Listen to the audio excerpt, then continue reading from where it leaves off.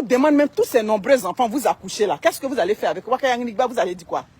Si on vous demande même toute cette ribambelle de gamins que vous traînez derrière vous, qu'est-ce que vous allez faire avec tous ces enfants? Je veux savoir. C'est la question parfois, je me pose quand je vois des familles avec de nombreux enfants comme ça sur le banc. Je me demande où tu vas avec tout cela. Ça vous dit quoi? Jean, tu as trop d'enfants. Mais trop d'enfants, c'est quoi? C'est concours? C'est pas concours. Donc, revoyez votre façon de faire. La vie est devenue extrêmement dure. Les enfants ont besoin d'être encadrés. Voilà. Les enfants ont besoin d'être encadrés pour faire de belles études. Je suis désolée. Moi, je fais encore partie de la vieille école. La vieille école, c'est quoi? Ce sont les études. Oui, parce que les études, quoi qu'on dise là, ça te donne une place dans ta société, qu'on le veuille ou pas. C'est en Afrique, là-bas, vous dites que non, j'ai eu bac, ça ne sert à rien. Ici, bac sert à quelque chose. Ça sert à quelque chose. On va dire, oui, tu peux être, comment on appelle ça? Tu peux être businesswoman, comment on dit l'expression là? Entrepreneur. Oui, tu peux être entrepreneur. Mais n'oubliez pas que l'entrepreneuriat, c'est du, comment on dit en anglais? C'est du up and down. Ça monte, ça descend. C'est comme des montagnes russes. Aujourd'hui, tout va bien. La preuve, voilà, nous les entrepreneurs, aujourd'hui, on pleure. Aujourd'hui, tout va bien. Demain, c'est patatras. Alors que si tu as ton background, tu as ce qu'il te faut dans ta société. Si ça ne va pas ici, bon, tu peux t'orienter là. C'est ce dont il est question. Donc, moi, je fais encore partie de l'ancienne mentalité qui dit, faisons un effort pour accompagner les enfants là où ils veulent aller. Et accompagner les enfants, c'est structurer les choses. C'est la planification. Parce que, qu'est-ce qu'on dit? Oui, c'est vrai, les enfants, ici, les enfants peuvent travailler et puis aller à l'école. Mais faites attention avec ça. Faites attention. Ce n'est pas tous les enfants qui arrivent à suivre facilement ce cycle-là. Moi, j'ai fait l'expérience avec ma fille. La première année où elle a commencé à travailler, c'est la première fois où elle a eu 60% dans un examen. Son père est tombé, j'ai dit, quasiment en dépression. Tu vas arrêter le travail. Elle a arrêté le travail. Et puis nous, on la baquait. Son père et moi, on s'arrangeait, on lui donnait au moins 250 ou 300 $ aux 2 semaines. Après, tout est revenu à la norme. On a posé les conditions. Si tu veux travailler, les résultats scolaires, on les veut pareils.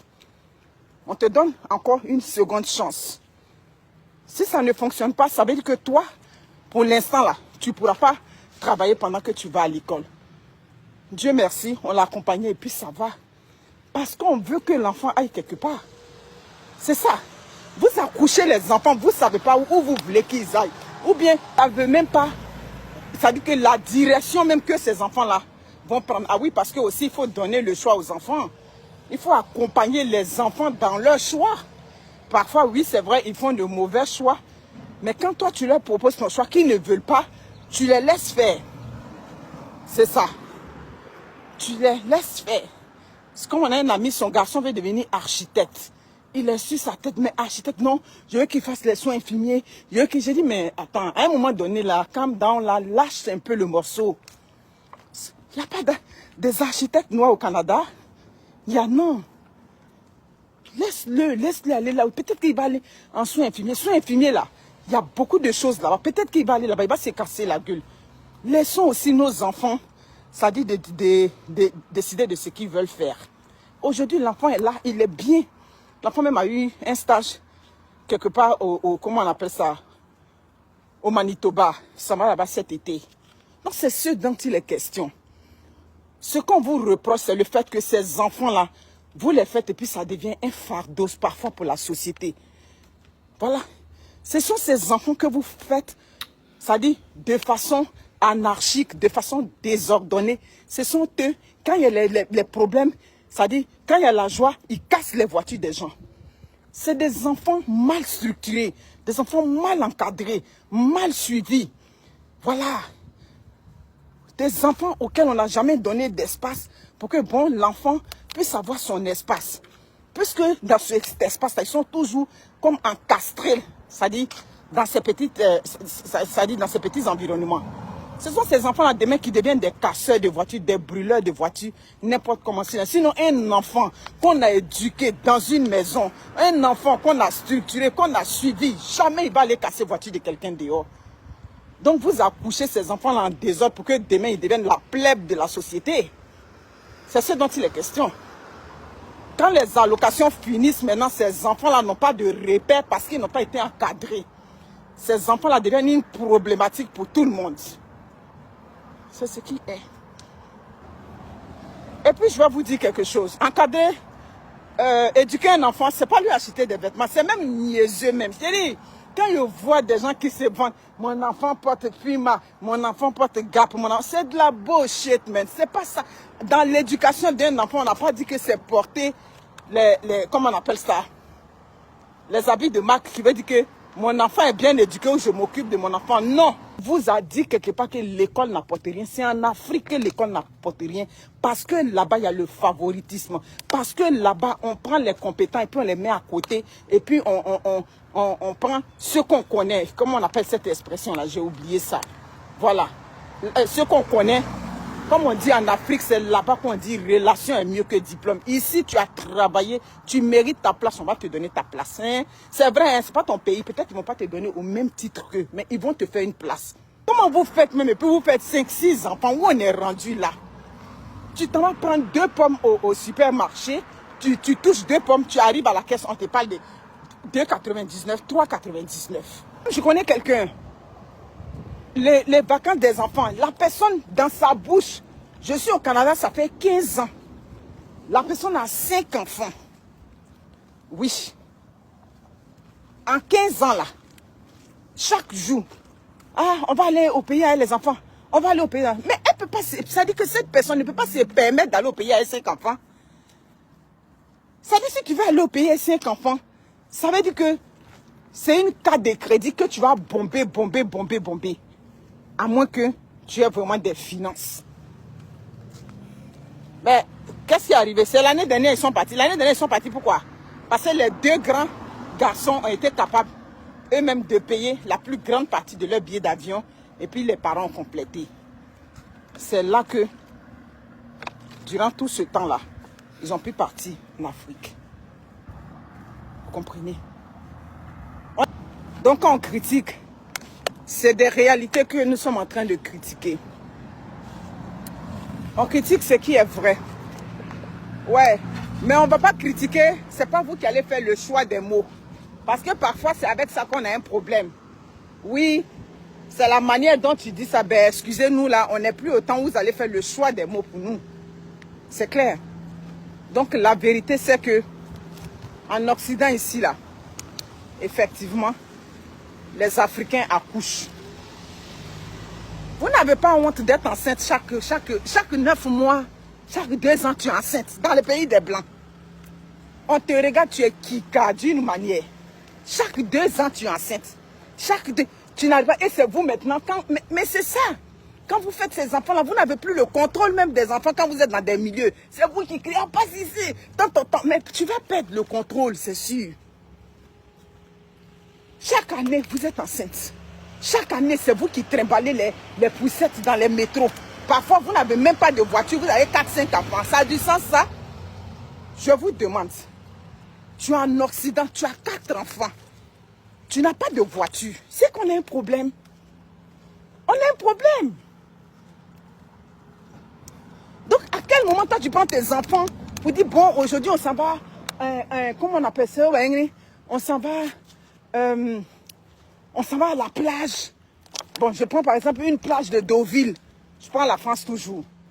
Parce que c'est là-bas, il y a problème partout, mais c'est là-bas, il y a plus de problèmes avec vous. C'est avec vous qu'on a plus de problèmes. C'est clair. À quel moment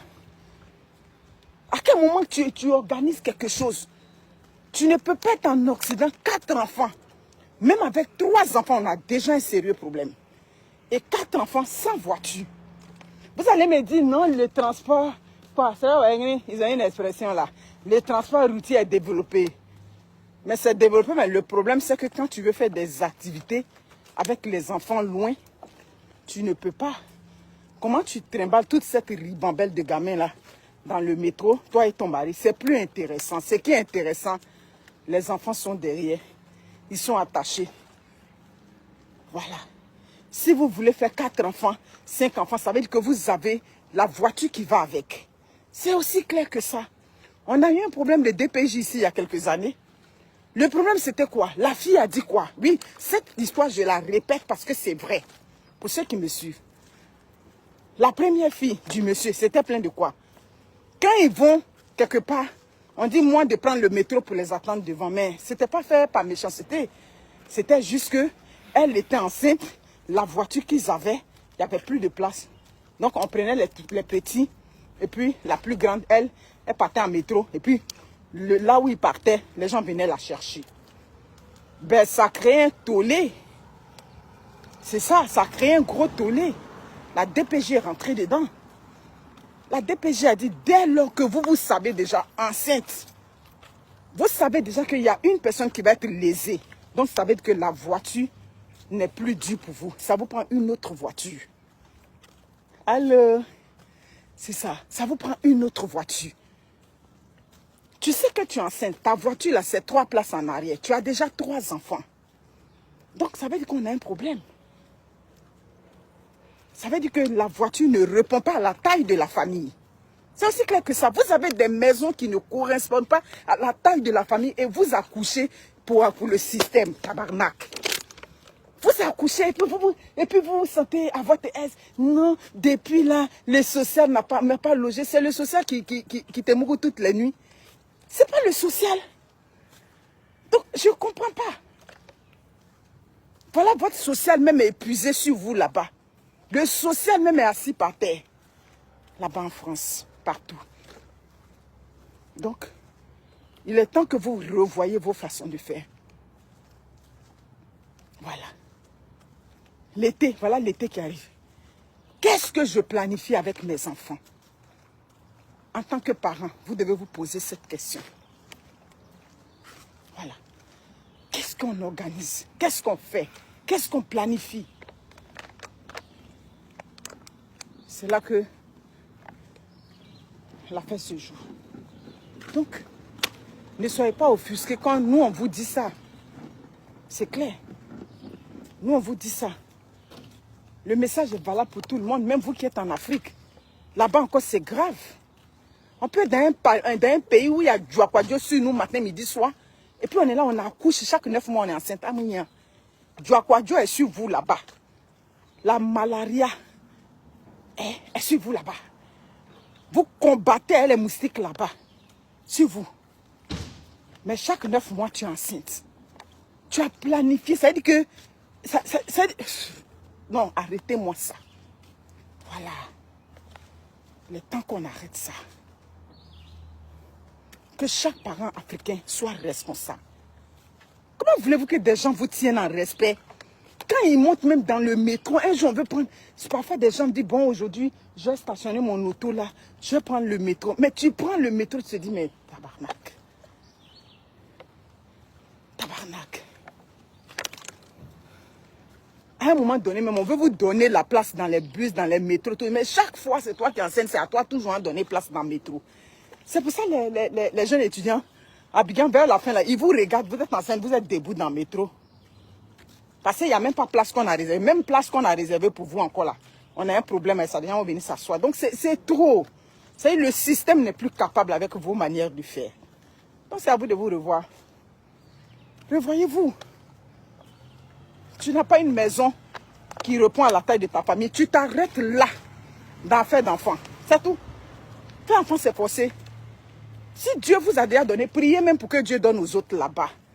Vous êtes déjà enceinte, vous avez déjà vos 2 enfants, votre enfant. Dites, Seigneur, ne m'envoie plus d'enfants, envoie au moins chez une qui pleure là-bas. On ne fait pas prière comme ça aussi. Voilà, franchement. En tout cas, quoi qu'on dise là, chacun a la vie qu'il mérite. Moi, j'ai la vie que je mérite. Toi, tu as la vie que tu mérites. Chacun a la vie. Je dis que chaque personne a la vie qu'elle mérite. Donc, c'est ça qu'elle a. Donc, si vous êtes 5, 6, 7 dans vos HLM coincés, vos enfants filles et vos enfants garçons dorment ensemble, c'est la vie que vous méritez parce que c'est ce que vous-même vous avez planifié pour vous. On ne fait pas des enfants pour le social. On ne fait pas des enfants pour le système. Je suis désolée. C'est dur à entendre ce que je vous dis ce matin, mais c'est ça. Il y a comme 7 mois, je travaille à une place.